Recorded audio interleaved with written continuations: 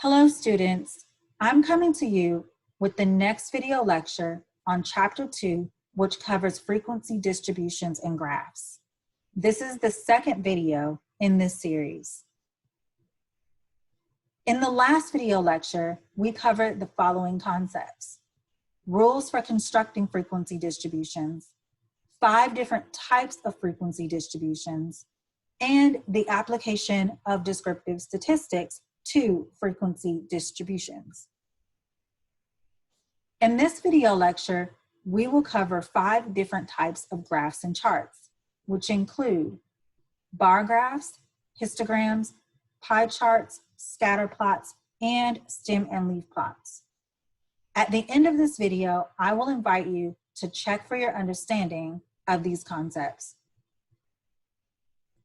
In terms of learning objectives, by the end of this video, you should be able to understand and explain the 5 different types of charts and graphs that can be utilized to visualize data.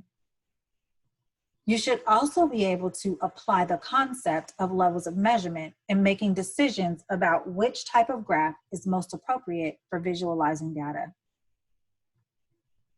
So let's talk a little bit about graphs. Sometimes it is difficult to grasp the overall distribution of a variable using frequency distribution tables alone. Graphs help to communicate the bigger picture. While not as precise as frequency distribution tables, they improve communication of results, particularly when the audience is non-researchers. Most graphs are drawn with an X and Y axis. The vertical line or y-axis is called the ordinate, and the horizontal line or x-axis is called the abscissa. The point at which the x-axis and y-axis meet is called the point of origin. Attributes or values are typically displayed on the x-axis, and the frequencies for each attribute or value are typically displayed on the y-axis. Here's a visual just to solidify the explanation of these concepts. Now let's talk a little bit about bar graphs. Bar graphs are used to represent the distribution of attributes for nominal or ordinal level categorical variables. So once again, we see this concept of levels of measurement being applied. Bars of equal width are drawn so that they do not touch. This suggests that the categories are mutually exclusive. The y-axis represents the frequency count, and the x-axis represents the attributes or categories. So here's an example. As we can see, on our x-axis, we see our attributes for the variable marital status. And on our y-axis, we see the frequency counts for each attribute. The height of each bar represents the frequency count for each attribute. Sometimes lines are used rather than bars. They are drawn so that the length reflects the frequency with which a given attribute occurs. This graph is referred to as a line diagram.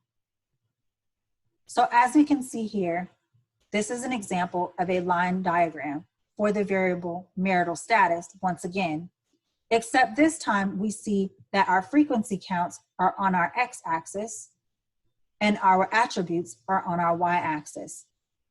And this is a bit different than your typical graph, but this is okay too. It still reads in just the same way. Here's yet another example of a bar graph. And so we see here on the left-hand side is our graph for the variable marital status. Again, our attributes are on our x-axis and our frequency counts are on our y-axis. And this matches up exactly with our frequency distribution table here on the right, where we see that in this case, the bars represent the frequency count. So we see here that all of those who reported being widowed, we have about 52 cases that reported being widowed. We have 12 cases who reported being married and 35 cases who reported being divorced or separated.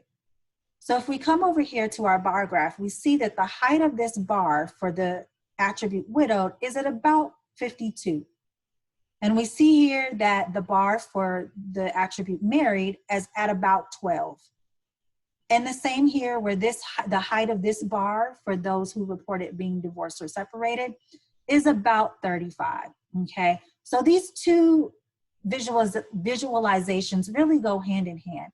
The bars in this chart here are not as precise. We can kind of eyeball this and look at this to see that it's about 52, but we really need our frequency distribution table to really pinpoint those numbers and know the exact frequency counts. So our frequency distribution tables really go hand in hand with our bar charts and different types of graphs and visualizations that we might produce from our data. Here's yet another example, except this time we're looking at percent rather than frequency count. So in this case, we have our attributes here on the x-axis, and we have our percentages on the y-axis this time. So this is a bit different, okay? So we see here that our percentages, 52.5% of cases reported being widowed. So if we match that up over here, we see that it's about 52.5 or 53%. And then we see 12.1% here, and we see 35.4% here. So we can match these bars up over here on the left-hand side. But again, as I mentioned, it's always nice to have our visualization or whatever our chart might be, whether it's a bar graph or a pie chart or whatever it is. It's nice to have those, but then also to have our frequency distribution table, which is more precise and shows us the exact percentage or the exact frequency count that goes along with our chart or graph. Now let's talk a little bit about pie charts. Like bar graphs, pie charts are useful with nominal or ordinal level categorical variables. The circle in pie charts is divided into two or more wedges, each representing the frequency for a different attribute. The limitation of pie charts is that they cannot easily accommodate a large number of attributes without becoming too complicated or impractical. So in other words, we really can only have so many attributes here, because the more slices of the pie we have, the more difficult it becomes to read the chart. So pie charts are really best when we have fewer attributes. Bar charts can handle more attributes because we can have several bars and it's still very easy to read and digest. But when it comes to pie charts, we really don't want to have too many attributes in the pie chart, because then it just becomes unmanageable and it kind of defeats the purpose, because we want pie charts or whatever visualization we create, we want it to be very clear for our audience. And so when it comes to utilizing pie charts, we just want to keep in mind the number of attributes that we have and whether a pie chart can handle that number of attributes. So we want to keep that in mind. But as we see here, each slice of the pie represents a different attribute. And here's our key. So we see that blue represents less than high school, and this red here represents high school, and then this slice here that is green represents some business or college. And so here again, we have our frequency distribution table that we're pairing along with this. Now the good thing here is that we're able to include the percentages here within each slice. So this is a bit more precise presentation of the data. Because if you're just looking at slices without the percentages, you really don't know what the actual percentage is or how much of this slice of the pie is represented by each attribute. So it's always good to include these data labels, and we'll talk about how to do this, but it's always good to label your graph just to make it that much more clear and precise for your audience. But then again here, it's also helpful to have your frequency distribution table here to the right. Just so that it's clear exactly what the frequency counts are, what the percentages are. So it just makes the presentation of your data that much more precise. Now let's talk a little bit about histograms. Histograms are useful graphs for displaying interval or ratio level or continuous data. So now we're moving up the ladder of levels of measurement. So when it comes to histograms, We're talking about higher levels of measurement, which is interval or ratio level continuous data. Unlike a bar graph, the bars in a histogram touch each other. There are no gaps in between bars because the data are continuous. A histogram, like a bar graph, uses the height of the bar or the y-axis to represent the frequency of a variable, or excuse me, a value for a given variable. So here's an example of what a histogram would look like. So as I just mentioned, the bars do not touch in this case, okay? And you can also superimpose a curve over your histogram, which shows the shape of the data. And so in this particular case, this variable time is normally distributed, okay? This is a normal curve. So we can impose a curve over the top of our histogram, and it tells us something about the shape of our data. And we'll talk about this when we discuss, I believe it's chapter 4, where we will discuss normal distributions, okay? But just keep in mind that histograms are utilized to represent data that are measured at the interval or ratio level and data that are continuous in nature. Here's an example of a histogram for the variable age. So again, as I mentioned here, we see that age is represented in this graph. It's continuous data, so the bars do not touch, and we have superimposed our curve over the top of our data so that we can get a sense of the shape of the data. Here to the right is our frequency distribution table. So this is a whole lot more precise, where we can see exactly each number or each age within our data set represented in the number of times that each age occurs in our data set. So again, these two go hand in hand. It's always good that when we generate our graph, that we also generate our frequency distribution table to go along with that graph, just to provide the most precise information to our audience as possible. Now let's discuss stem and leaf plots. In a stem and leaf plot, each value in the distribution is represented. The first step in developing a stem and leaf plot is to arrange the values in an array.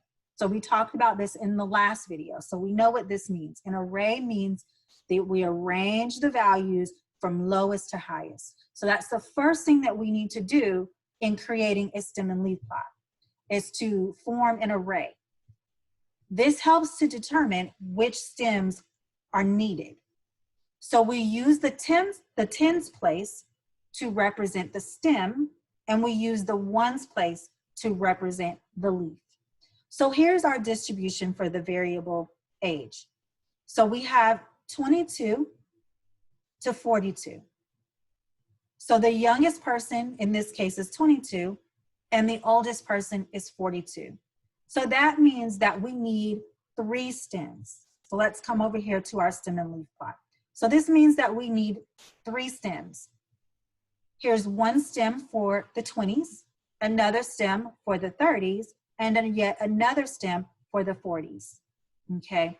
So, and then from there, we're going to list out each value. So we have one person that is 22, so that means that we need a leaf to represent that too. We need 3 leaves to represent each 24. Okay, so we need 3 leaves that are 4 to represent each 24. We have 3 individuals that are 24 in our data set. So that means that we need 3 leaves here to represent these 4s. We see that we have 1, 2, 3, 4 individuals who reported being 26. So that means that we need 4 leaves of 6s here to represent each person that reported being 26 in our data set. We have 1, 2, 3 people who reported being 27. So that means that we need 3 7s here to represent each person who reported being 27. Finally, we have 2 people here that reported being 28. So that means we need 2 8s here to represent those 2 cases. And then we do the same exact thing for each person who reported being in their 30s. So we have everyone who reported being in their 30s represented here. And this is the case in which we would list out duplicates, right? So when we talked in the last video about absolute frequency distributions and getting rid of the duplicates, in this case, when we're talking about stem and leaf plots, we have duplicates in this case. So for stem and leaf plots, there are duplicates, but that's because the beauty of this plot is that every case is represented, whether it's duplicated or not. So stem and leaf plots, every case is represented, okay? So we would list out every case that falls in the 30s and every case that falls in the 40s. And then here's our frequency count. So we have 13 cases that reported being somewhere in their 20s. We have 30 cases that reported being somewhere in their 30s. And we have 7 cases that reported being somewhere in their 40s, for a total of 50 cases in our data set. Rotating our stem and leaf plot counterclockwise or 90 degrees will produce something that looks somewhat like a histogram, which depicts the shape of the distribution of our values. So as we can see here, we have the greatest frequency of individuals who fall within their 30s. So this is just another way of looking at a stem and leaf plot, is that if we turn it right side up, we can kind of get a sense of the shape of our data. Here's an example of another stem and leaf plot from the variable depression. So as we can see here, we have all of the cases in our data set here represented in our stem and leaf plot. So this is yet another example that you can review in your own time to try to process and get a bit more of an understanding of the concept of stem and leaf plot. Now let's move on to scatter plots. So scatter plots are a bit different than all of the other types of graphs that we have discussed thus far.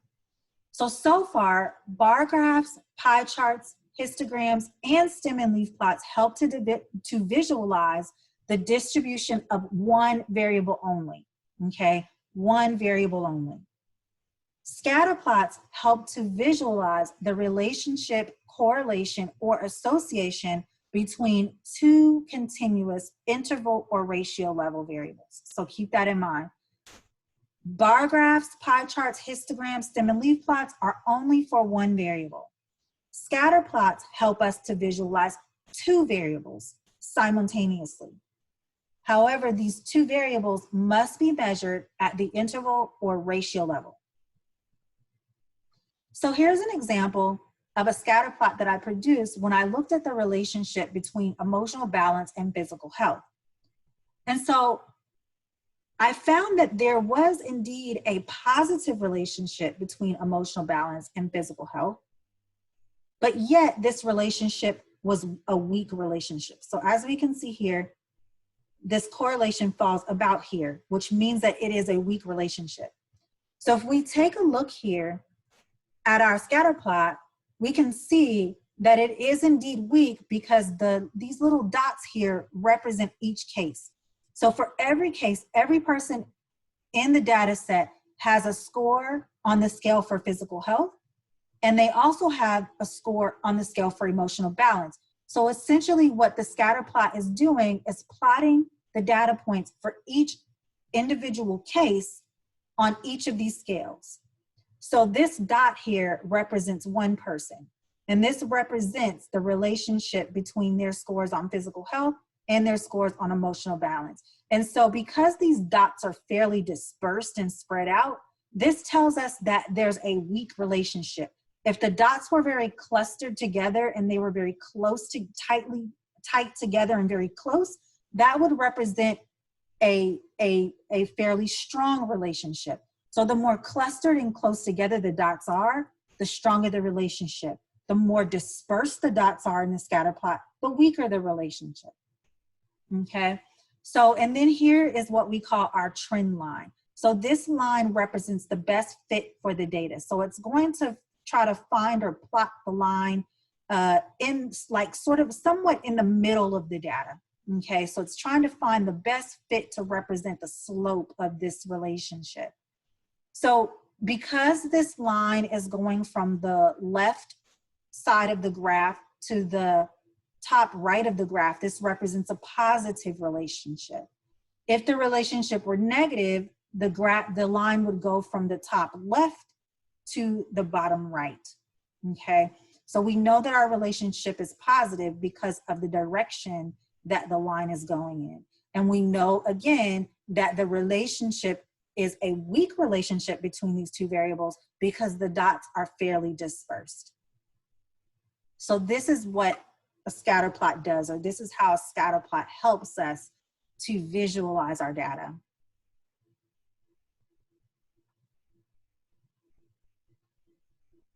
So in summary, we've talked about several different types of graphs. And I guess the biggest takeaway here is that we really want to keep in mind for each type of graph what type of data we need in order to produce that graph.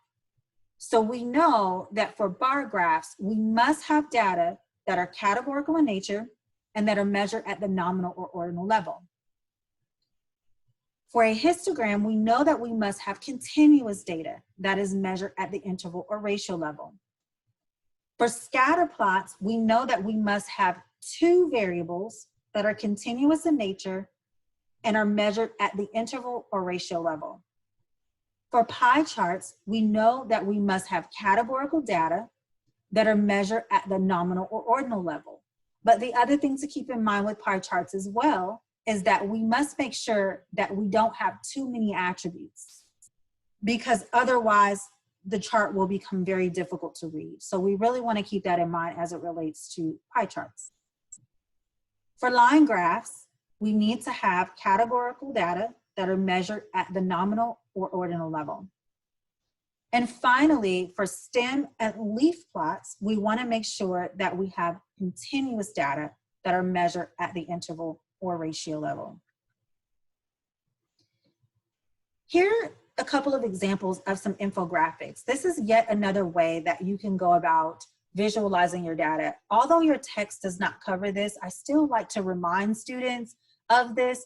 Canva is a very easy tool to utilize for creating infographics, but this provides a way to convey our findings or our data from our research studies in a way that is visually appealing to our audience. So I always like to remind students that we don't necessarily have to go with the more traditional bar charts, graphs, pie charts, etc. This is a more innovative and creative way of displaying or visualizing data as well to keep in mind.